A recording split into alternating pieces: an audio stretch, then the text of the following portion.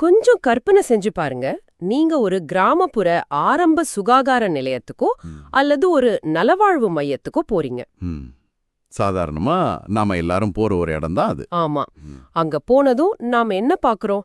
ஒரு படுக்கை இருக்கு, ஸ்டெத்தஸ்கோப் போட்ட ஒரு டாக்டர் இல்லனா நர்ஸ் இருக்காங்க, அப்புறம் கொஞ்சம் மருந்துகள் இருக்கு. சரியா சொன்னீங்க. வெளியிலிருந்து பாக்குறவங்களுக்கு இது ஒரு சாதாரண அறையா தான் தெரியும். ஆனா நீங்க பார்க்காத, கண்ணுக்கு தெரியாத ஒரு பிரம்மாண்டமான வரைபடம், அதாவது ஒரு ப்ளூ பிரிண்ட் அந்த அறைக்குள்ள இருக்கு. கண்டிப்பா. அது வெறும் செங்கல்லால கட்டின கட்டடம் கிடையாது. ஆமா. அந்த அறையில இருக்கிற நாற்காலிகளோட எண்ணிக்கை எவ்வளவு இருக்கணும், அங்க வீசுற வெளிச்சத்தோட அளவு என்ன, ஒருவேளை தண்ணி தீர்ந்து போனா அடுத்த 3 நாளைக்கு என்ன பண்றதுன்னு ஒரு மாபெரும் இயந்திரம் உங்களுக்கு பின்னாடி இயங்கிட்டு இருக்கு. உண்மைதான். இது பலருக்கும் தெரியாத ஒரு விஷயம். அதனாலதான் இன்னைக்கு நம்மளோட இந்த ஆழமான அலசலுக்கு உங்களை வரவேற்கிறோம்.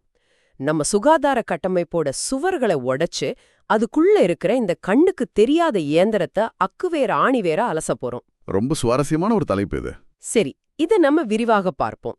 தேசிய தர உறுதி தரநிலைகள், அதாவது NQAS அப்படின்னு சொல்றாங்க இல்லையா, அந்த தரநிலைகள் எப்படி ஒரு சாதாரண கட்டடத்தை உயிர்காக்கும் மருத்துவ மையமா மாத்துதுன்னு பார்க்க போறோம்.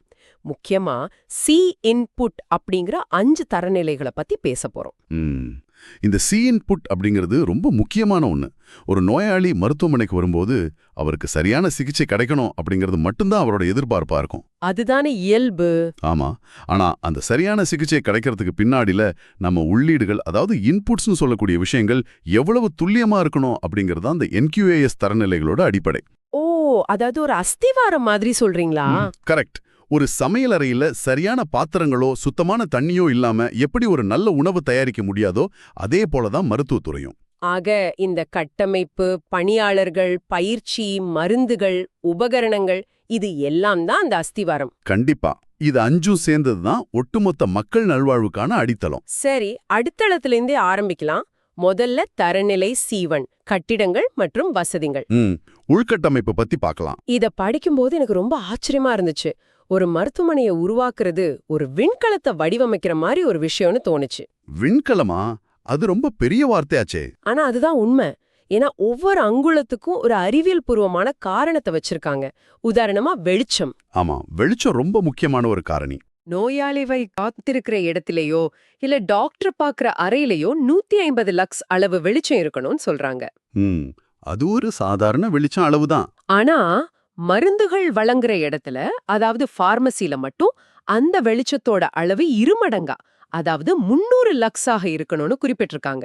அதுல ஒரு பெரிய சூக்ஷ்மம் இருக்கு. ஏன் இந்த துல்லியமான கணக்கு? 300 லக்ஸ் வெளிச்சம் அப்படிங்கிறது கிட்டத்தட்ட ஒரு IT கம்பெனிலயோ இல்ல ஒரு பெரிய சூப்பர் மார்க்கெட்லயோ இருக்கிற மாதிரி அதிகப்படியான வெளிச்சமாச்சே. இங்க ஆச்சரியப்பட வைக்கிற விஷயம் என்னன்னா, அது அதிகப்படியான வெளிச்சம் கிடையாது. அது உயிர்காக்கும் வெளிச்சம் தான் சொல்லணும். உயிர்காக்கும் வெளிச்சமா? கொஞ்சம் விளக்கமா சொல்ல முடியுமா? ரொம்ப எளிமையான ஆனா ஆழமான காரணம் இருக்கு. ஒரு டாக்டர் எழுதி கொடுக்கிற மருந்து சீட்டையோ இல்ல ஒரு மருந்து அட்டையில அச்சிடப்பட்டிருக்க மிகச்சிறிய எழுத்துக்களையும் படித்து பார்க்கும்போது எந்த தவறும் நடந்துவிடக்கூடாது. ஓ, அந்த எழுத்துக்கள் ரொம்ப சின்னதா இருக்குமே. ஆமா, கொஞ்சம் யோசிச்சு பாருங்க. 5 மில்லிகிராம் மாத்திரைக்கு பதிலா வெளிச்சவின்மையால 50 மில்லிகிராம் மாத்திரைய ஒரு நோயாளிக்கு மாற்றி வழங்கிட்டா என்ன ஆகும்? அடிப்பாவி, அது ரொம்ப ஆபத்தாச்சே. அதுதான், ஒரு சிறிய எழுத்துப்பிழை இல்ல பார்வை பிழை ஒரு நோயாளியோட உயிருக்கே உலவச்சிடும். அதனாலதான் மருந்து வழங்குற இடத்துல 2 மடங்கு வெளிச்சம் தேவைன்னு தரநிலை உறுதியா சொல்லுது. ஆஹா, இது லாஜிக்கா இருக்கு. நான் இத அந்த கோணத்துல யோசிக்கவே இல்ல. ஒவ்வொரு சின்ன விஷயத்துக்கு பின்னாடியும் இப்படி ஒரு காரணம் இருக்கும். அதே போல நோயாளிகள் காத்திருக்கிற அறையில குறைஞ்சது 20-25 பேர் வசதியா உட்கார இடம் இருக்கணும்னு சொல்றாங்க. நெரிசல் இல்லாம இருக்கணும். ஆனா என்ன ரொம்ப கவர்ந்தது, தனியுரிமை, அதாவது பிரைவசி பத்தின விதிமுறை தான். பிரைவசி ரொம்ப ரொம்ப முக்கியம். ஒரு நோயாளியை பரிசோதிக்கும் போது கட்டாயம் ஸ்கிரீன்கள் அல்லது திரைச்சீலைகள் பயன்படுத்தப்படணும்னு சொல்லப்பட்டிருக்கு. ஆமா, அதுல எந்த சமரசமும் கிடையாது. எனக்கு என்ன சந்தேகம்னா, கிராமப்புறங்கள்ல இதையெல்லாம் ஒரு பெரிய விஷயமா எடுத்துக்குவாங்களா? அங்கதான் இந்த தரநிலைகள் ஒரு மிகப்பெரிய மாற்றத்தை ஏற்படுத்துது. பாதுகாப்பும் தனியுரிமையும் நகல்புடங்கள்ல இருக்கிற தனியார் மருத்துவமனைகளுக்கு போற மக்களுக்கான ஆடம்பரங்கள் மட்டும் கிடையாது. ஓ, அது அடிப்படை உரிமைன்னு சொல்றீங்களா? கண்டிப்பா. அவை ஒவ்வொரு குடிமகனுக்கும் உள்ள அடிப்படை உரிமைகள். ஒரு பெண் நோயாளி கிராமப்புற மையத்துல பரிசோதிக்கப்படும் போதும் அவரோட கண்ணியமும் தனி உரிமையும் காக்கப்படணும் அப்படிங்கறதுல இந்த வழிகாட்டுதல்கள் ரொம்ப தெளிவா இருக்கு. ரொம்ப அருமையான விஷயம் இது. அது மட்டும் இல்லாம பரிசோதனை செய்யறதுக்கு மட்டும் இல்ல, யோகா செய்யறதுக்கும் தடுப்பூசி போடுறதுக்கும் தனித்தனி இடங்கள் மிக தெளிவா பிரிக்கப்பட்டிருக்கணும் அப்படிங்கறத தணிக்கையாளர்கள் நேரடியா வந்து சரி பார்ப்பாங்க. இந்த தணிக்கை முறைய பத்தி படிக்கும்போது இன்னொரு விஷயமும் என் கண்ல பட்டுச்சு. அடிப்படை வசதிகளான தண்ணீர், அப்புறம் இணையம். இது ரெண்டும் இப்போ அத்தியாவசியமாயிடுச்சு. ஒரு மையத்துல குறைஞ்சது 3 நாளைக்கு தேவையான நீர் இருப்பு இருக்கணுமா, மேலும் அத மாதாந்திரம் குளோரினேஷன் செஞ்சு சுத்தமா வச்சிருக்கணும். இதெல்லாம் சரி. ஆமா, தொற்று பரவாம தடுக்க அது முக்கியம். ஆனா ஒரு கிராமப்புற சுகாதார மையத்துக்கு 2 Mbps வேகத்திலான தடையற்ற இணைய வசதி கட்டாயமா இருக்கணும்னு சொல்லிருக்காங்க. சாதாரண டேட்டா கனெக்ஷன் போதாதா? ஏன் குறிப்பா 2 Mbps வேகம்? அதுக்கு ஒரு மிக முக்கியமான காரணம் இருக்கு. இப்ப பாத்தீங்கன்னா இந்த நலவாழ்வு மையங்கள் பலவும் டெலிமெடிசின் சேவையை வழங்குது. ஓ, அந்த ஆன்லைன் டாக்டர் கன்சல்டேஷன் சொல்றீங்களா? ஆமா, கிராமத்துல உள்ள ஒரு நோயாளி நகரத்துல உள்ள ஒரு சிறப்பு டாக்டர் கிட்ட வீடியோ கால் மூலமா ஆலோசனை பெறுவார். அதுக்கு நல்ல இன்டர்நெட் வேணும். அந்த நேரத்துல இணையத்தோட வேகம் குறைவா இருந்து வீடியோ தடைப்பட்டா என்னாகும்? நோயாளியோட முகம் அல்லது தோல்ல உள்ள ஒரு முக்கியமான அறிகுறிய டாக்டர் தவறவிட நேரிடும். ஆமா, பிளர் ஆகி தெரிஞ்சா எப்படி கண்டுபிடிக்க முடியும்? அது மட்டும் இல்லாம நோயாளிகளோட தரவுகளை உடனுக்குடன் பதிவு செய்ய வேண்டிய தேசிய அளவிலான இணையதள போர்ட்டல்களும் இருக்கு. தடையற்ற இணையம் அப்படிங்கிறது இப்போ ஒரு சொகுசு கிடையாது, அது ஒரு மருத்துவ உபகரணம் போலவே அவசியமாயிடுச்சு. நீங்க சொல்றத பார்த்தா ஒரு ஸ்மார்ட் போனை எப்படி நுணுக்கமா வடிவமைக்கிறோமோ அப்படி மருத்துவமனையை வடிவமைக்கிறாங்கன்னு தோணுது. உண்மைதான். ஆனா பிசிக்கல் சேஃப்டி, அதாவது இயற்பியல் பாதுகாப்புன்னு வரும்போது ஒரு விதிமுறை என கொஞ்சம் யோசிக்க வச்சுது. அது என்ன விதிமுறை? நிலநடுக்க பாதுகாப்பிற்காக அங்க இருக்கிற பீரோக்கள், மருந்துகள் வைக்கிற அலமாரிகள் எல்லாம் சுவரோடு இறுக்கமா பொருத்தப்பட்டிருக்கணும்னு சொல்லியிருக்காங்க. Seismic safety. ஆமா. அதோட தீயணைப்பான் கட்டாயம் இருக்கணும்.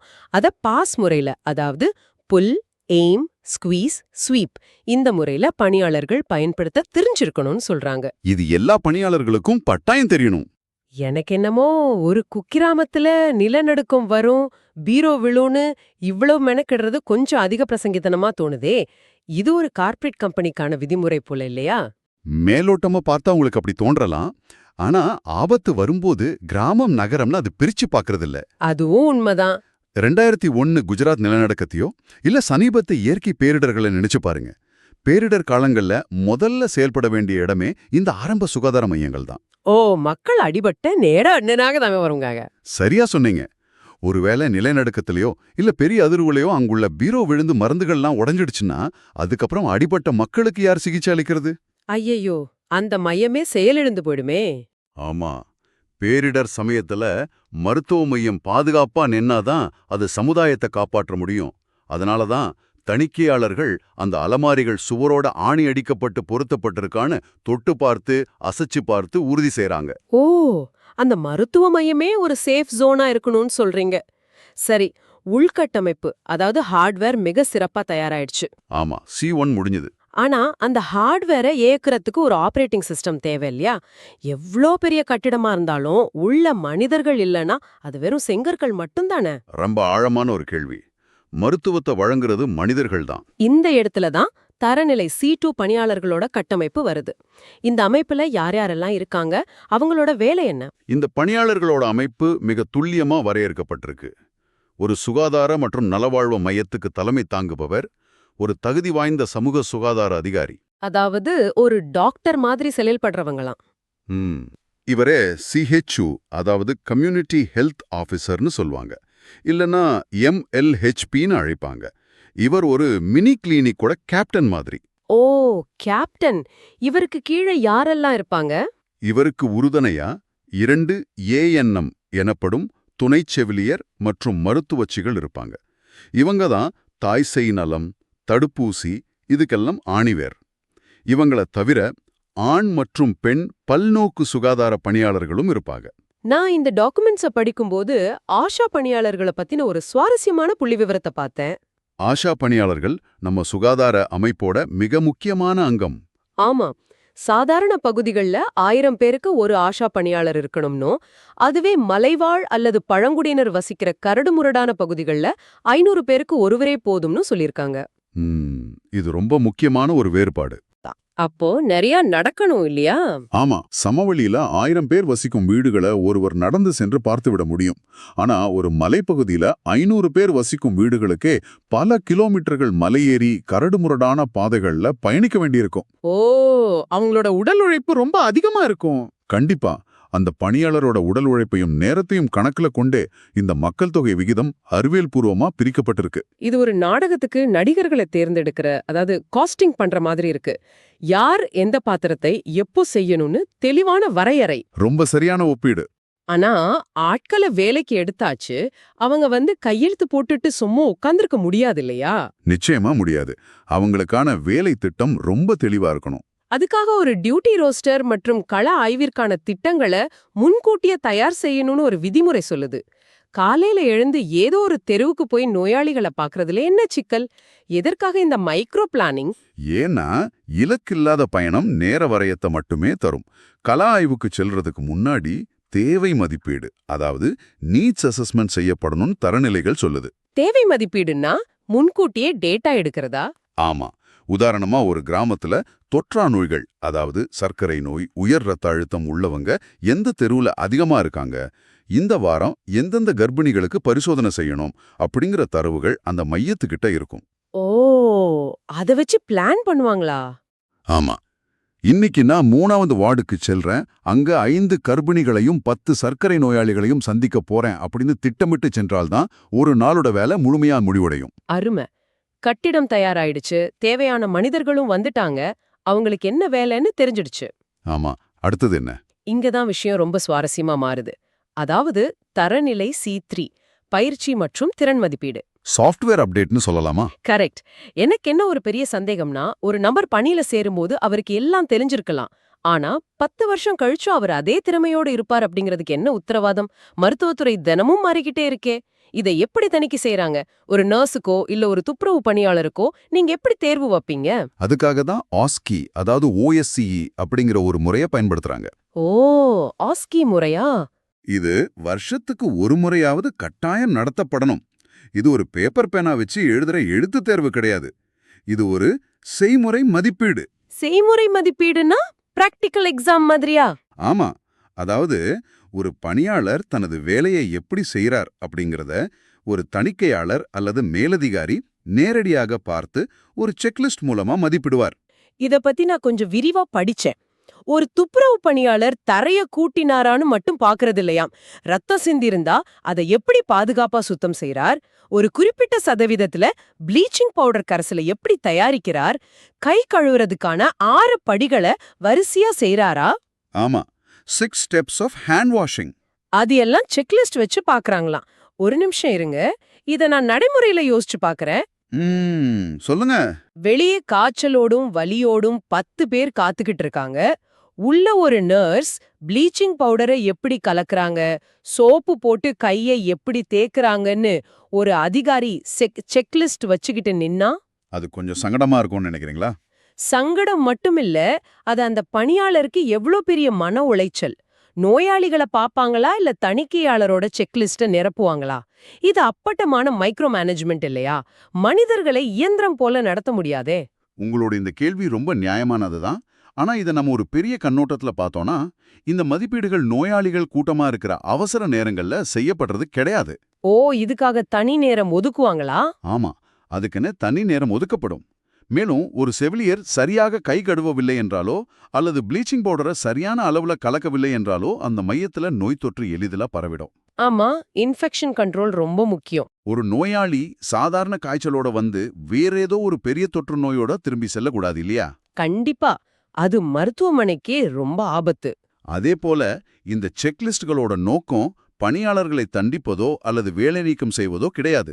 மதிப்பீட்டின் போது குறைகள் கண்டறியப்பட்டால் அவற்றை சிவியர், மாடரேட், லோ, அதாவது கடுமையானது, மிதமானது, குறைவானதுன்னு பிரிக்கிறாங்க. ஆமா. ஒரு செவிலியர் ஊசி போடுற முறையில தவறு செய்யறாருன்னா அது சிவியர், ரொம்ப ஆபத்தானது. உடனடியாக அவருக்கு தேவையான பயிற்சிகள் வழங்கப்படும். இதற்காக LMS மற்றும் எக்கோ மாதிரியான ஆன்லைன் தளங்கள் மூலமா தொடர்ந்து பயிற்சிகள் அளிக்கப்படுது. ஓ, அப்படியானால் இது ஒரு தவறை கண்டுபிடிக்கிற போலீஸ் வேலை இல்ல, இது அவங்க திறனை அப்டேட் செய்யற ஒரு மெக்கானிசம்னு சொல்றீங்க. எனக்கு புரியுது. சரியா சொன்னீங்க. தொடர்ச்சியான கற்றல் ரொம்ப முக்கியம். இதோடு சேர்த்து 5S முறை அப்படிங்கிற ஒன்னையும் பயன்படுத்துறாங்களாம். அதாவது தேவையானது மட்டும் பிரித்தல், வரிசைப்படுத்துதல், சுத்தப்படுத்துதல், தரப்படுத்துதல் மற்றும் தொடர்ந்து பின்பற்றுதல். ஆமா, பணியிட மேலாண்மைக்கான ரொம்ப சிறந்த முறை இது. ஒரு ஊசியையோ மருந்து பாட்டிலையோ தேடும்போது நேரத்தை வீணாக்காம இருக்க இது ரொம்ப உதவும். சரி, இப்போ நம்மிடம் சிறப்பான கட்டமைப்பு இருக்கு, பயிற்சி பெற்ற அப்டேட்டட் பணியாளர்கள் இருக்காங்க. ஆமா, அடுத்த முக்கியமான விஷயத்துக்கு போலாமா? ஆமா, தரநிலை C4 மற்றும் C5. அதாவது திறமையான ஒரு சமையல் கலைஞர்கிட்ட மிகச்சிறந்த கத்திகளோ தரமான காய்கறிகளோ கொடுக்கலனா அவரால என்ன செய்ய முடியும்? ஒண்ணும் பண்ண முடியாது. திறமை மட்டும் போதாதே, கையில ஆயுதம் வேணும் இல்லையா? அதுதான் நாம அடுத்து பார்க்க போற மருந்துகள் மற்றும் உபகரணங்கள் பகுதி. மிகச்சரியான ஒப்பீடு. மருந்துகளை பொறுத்தவரை ஒரு நலவாழ்வு மையம் எந்த மாதிரியான சேவைகளை வழங்குதோ அதற்கேற்ப மருந்துகள் எப்போதும் இருப்பில் இருக்கணும். ஓ, ஸ்டாக் கரெக்டா மெயின்டைன் பண்ணணுமா? ஆமா, காய்ச்சலுக்கான பாராசிட்டமால் முதல் உயர் ரத்த அழுத்தத்தை கட்டுப்படுத்தும் அம்லோடிபைன், சர்க்கரை நோய்க்கான மெட்ஃபார்மின் போன்ற மருந்துகள் தடையின்றி கிடைக்கலாம். வெறும் மாத்திரைகள் மட்டும்தானா? இல்ல, மலேரியா, டெங்கு மற்றும் கர்ப்பத்தை உடனடியாக கண்டறிய உதவும் ரேபிட் டயக்னாஸ்டிக் கிட்ஸ் கட்டாயம் இருக்கணும். இந்த மருந்துகளோட பட்டியலை பார்க்கும்போது அவசர கால உயிர் காக்கும் மருந்தான அட்ரினலின் கூட இருக்கணும்னு படிச்சேன். ஆனா எனக்கு ஒரு டவுட் இருக்கு. கேளுங்க. இந்திய அளவுல ஒரு பெரிய மருந்து பட்டியல் கொடுக்கப்பட்டிருந்தாலும் அத அப்படியே எல்லா கிராமப்புற மையங்களும் பின்பற்ற வேண்டியதில்லைனும் மாநில அரசுகளோட அத்தியாவசிய மருந்து பட்டியல், அதாவது EDL படி செயல்பட்டால் போதும்னு ஒரு விதிவிலக்கு இருக்கே. ஆமா, இது ஒரு மிக முக்கியமான விஷயம். எல்லா மருந்துகளையும் எல்லா இடத்துலயும் வைக்க கூடாது. நிறைய மருந்துகள் இருந்தா நல்லதுதானே? இது பேர் கேட்கிற கேள்விதான். ஆனா நடைமுறையில அது மிகப்பெரிய நிதி விரயத்தையும் ஆபத்தையும் ஏற்படுத்தும். அது எப்படி ஆபத்தாகும்? இந்தியாவோட ஒவ்வொரு மாநிலத்துக்கும் ஒரு குறிப்பிட்ட நோய்த்தன்மை இருக்கும். மலைப்பகுதிகளில் தேவைப்படுற ஒரு குறிப்பிட்ட மாத்திரை கடலோர பகுதிகளில் தேவைப்படாது. ஒவ்வொரு இடத்துக்கும் தட்பவெப்பம் மாறுபடும் இல்லையா? ஆமா, தேவையில்லாத மருந்துகளை வாங்கி அலமாரிகள்ல குவித்து வச்சா அவை பயன்படுத்தப்படாம காலாவதியாகிடும். காலாவதியான மருந்துகளை பாதுகாப்பா அளிக்கிறது மருத்துவத்துறையில ஒரு மிகப்பெரிய சவால். ஆமா, அத சும்மா குப்பையில வீசிட முடியாது. அதனாலதான் மாநில அரசுகள் தங்களோட தேவைக்கேற்ப ஒரு அத்தியாவசிய மருந்து பட்டியலை தயார் செய்றாங்க. தணிக்கையாளர்கள் வரும்போது மருந்துகள் இருக்கிறதான மட்டும் பார்க்க மாட்டாங்க. வேற என்ன பாப்பாங்க? காலாவதியான மருந்துகள் நோயாளிகளுக்கு சென்று விடாம இருக்க எது முதல்ல காலாவதி ஆகுமோ அதை முதல்ல பயன்படுத்துற ஃபர்ஸ்ட் எக்ஸ்பைரி ஃபர்ஸ்ட் அவுட் முறை பின்பற்றப்படுதான்னு சரிபார்ப்பாங்க. வாவ், லாஜிஸ்டிக்ஸ் எந்த அளவுக்கு நுணுக்கமா கையாளப்படுதுன்னு பார்க்கவே வியப்பா இருக்கு. கடைசியா C5 உபகரணங்கள். இன்ஸ்ட்ருமெண்ட்ஸ் ரொம்ப முக்கியம். தெர்மோமீட்டர், ரத்த அழுத்தத்தை அளவிடும் BP கருவி, எடை பார்க்குற இயந்திரம், இதெல்லாம் சாதாரண விஷயங்கள். ஆனா ஒரு நலவாழ்வு மையத்துல AED, அதாவது ஆட்டோமேட்டட் எக்ஸ்டர்னல் டீஃபிப்ரிலேட்டர் இயந்திரம் மற்றும் ஆம்பு பேக் மாதிரியான அதிநவீன அவசர கால உபகரணங்கள் இருக்கணும்னு தரநிலைகள் சொல்லுது. ஆமா, இதெல்லாம் உயிர்காக்கும் கருவிகள். இந்த AED இயந்திரம் எதற்கு பயன்படுதுன்னு நேயர்களுக்கு சுருக்கமா சொல்லிட முடியுமா? கட்டாயமா. AED அப்படிங்கிறது ஒருவருக்கு மாரடைப்பு ஏற்பட்டு இதயம் துடிப்பதை நிறுத்தும் அபாயகரமான கட்டத்துல இதயத்துக்கு ஒரு சிறிய மின் அதிர்ச்சியை கொடுத்து மீண்டும் அதை துடிக்க வைக்கும் ஒரு கருவி. ஓ, படத்துல எல்லாம் ஷாக் கொடுப்பாங்களே, அதுவா? அதேதான். அப்புறம் அம்பு பேக் அப்படிங்கிறது நோயாளிக்கு செயற்கையாச் சுவாசம் அளிக்க பயன்படும் கையால் இயங்கும் ஒரு பை. இவை ரெண்டும் அவசர காலங்கள்ல மனித உயிரை ஒரு சில நிமிஷங்கள்ல காப்பாற்றக்கூடியவை. இதெல்லாம் கிராமப்புற மையங்கள்லே இருக்குங்கிறது பெரிய விஷயம்தான். ஆனா இதுல மிக்க முக்கியமான வார்த்தை என்னன்னா, அவை செயல்படும் நிலையில், அதாவது ஃபங்க்ஷனல் கண்டிஷன்ல இருக்கணும் அப்படிங்கிறது தான். உங்ககிட்ட BP பார்க்குற கருவி இருக்கலாம், ஆனா அது சரியா அளவீடு செய்யப்படாம பழுதாகி இருந்தா அது உபகரணமே இல்லாததை விட ஆபத்தானது. ஆமா, கருவி தவறான அளவை பாட்டனா டாக்டர் தவறான மருந்து கொடுத்துடுவார். சரியா புரிஞ்சுக்கிட்டீங்க. அதனாலதான் தணிக்கையாளர்கள் வெறும் உபகரணங்களோட பட்டியலை மட்டும் டிக்கடிக்கிறதில்ல, அந்த இயந்திரங்களை இயக்கி பார்ப்பாங்க. ஓ, பேட்டரி எல்லாம் ஒர்க் ஆகுதான்னு செக் பண்ணுவாங்களா? ஆமா, பேட்டரிகள் வேலை செய்தா அவை தொடர்ச்சியா பராமரிக்கப்படுதான்னு அவங்க பதிவேடுகளையும் சோதிப்பாங்க. இதையெல்லாம் கேட்கும்போது ஒரு மருத்துவமனை அப்படிங்கிறது பல ஆயிரம் பற்சக்கரங்கள் ஒன்றோடொன்று இணைந்து செயல்படும் ஒரு மாபெரும் கடிகாரம் போல தோணுது. சரி, இதுவரை நம்ம பேசினதை சுருக்கமா பாத்திரலாம். சொல்லுங்க. ஒரு மருத்துவ மையத்தோட தரத்தை தீர்மானிக்கும் உள்ளீடுகள் என்னென்ன? ஒன்னு, சரியான வெளிச்சம், தனியுரிமை, இணையம் மற்றும் பாதுகாப்பை கொண்ட உள்கட்டமைப்பு. ம், 2, தேவையை முன்கூட்டியே திட்டமிட்டு செயல்படும் துல்லியமான பணியாளர் கட்டமைப்பு. 3வது, அவங்களோட திறனை தொடர்ந்து பரிசோதித்து அப்டேட் செய்யும் பயிற்சி முறை. 4வது, காலாவதி ஆகாத அந்த பகுதிக்கு தேவையான அத்தியாவசிய மருந்துகள். ம், 5வது, எந்நேரமும் செயல்படும் நிலையில் உள்ள அளவீடு செய்யப்பட்ட உபகரணங்கள். சரியா தொகுத்து சொல்லிட்டீங்க. சரி, இதற்கெல்லாம் என்னதான் அர்த்தம்? நீங்க அடுத்த முறை உங்க ஊர்ல உள்ள ஒரு ஆரம்ப சுகாதார நிலையத்துக்கோ அல்லது நலவாழ்வு மையத்துக்கோ போகும்போது உங்க பார்வை நிச்சயமா மாறியிருக்கும். கண்டிப்பா மாறும். அங்கிருக்கும் நாற்காலிகள், அங்கே எவ்வளவு வெளிச்சம் இருக்கு, அந்த நர்ஸ் எப்படி கைகளை சுத்தம் செய்றாங்க, மருந்து பெட்டிகள் எப்படி அடுக்கப்பட்டிருக்குன்னு ஒவ்வொன்றின் பின்னாலும் இருக்கும் இந்த மாபெரும் தரக்கட்டுப்பாட்டு திட்ட வடிவத்தை நீங்க நிச்சயம் கவனிப்பீங்க. இது தற்செயலா நடக்கிறதில்ல, இது ஒவ்வொரு நாளும் நுணுக்கமா திட்டமிடப்பட்டு செயல்படுத்தப்படுது. இத பத்தி மேலும் ஆழமா சிந்திக்க நான் ஒரு விஷயத்த மட்டும் உங்களோட முன்வைக்க விரும்புறேன். என்ன அது? இன்னைக்கு நாம இவ்ளோ நேரம் பேசினது எல்லாமே வெறும் உள்ளீடுகள், அதாவது இன்புட்ஸ் மட்டுமே.